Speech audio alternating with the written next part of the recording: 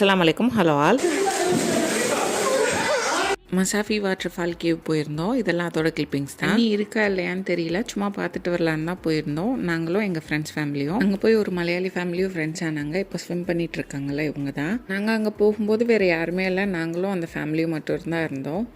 Swimming தெரிஞ்சதுன்னா நல்லாவே enjoy பண்ணலாம். ஏன்னா போக போக கொஞ்சம் ஆளும் ஜாஸ்தியாக இருந்தது. ஸ்விம்மிங் தெரியலைன்னா ஒரு கார்னரில் இடுப்பளவு தண்ணி இருக்க இடத்துல நின்றுட்டு நல்லா என்ஜாய் பண்ணிட்டு வரலாம்.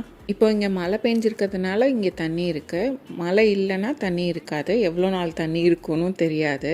ஆக்சுவலாக இந்த தண்ணி இருக்க இடம் வந்துட்டு ஒரு கேவுக்குள்ளே இருக்குது. நம்ம இந்த கேவுக்குள்ளே இருக்கிறது வெளியே இருந்த ஆளுங்க பார்த்தா தெரியாது, மேலேருந்தோ இல்லை சைடில் இருந்தோ பார்த்தா தெரியாது. அதனால ஃப்ரெண்ட்ஸ் அண்ட் ஃபேமிலியோடு போகிறது தான் சேஃப்.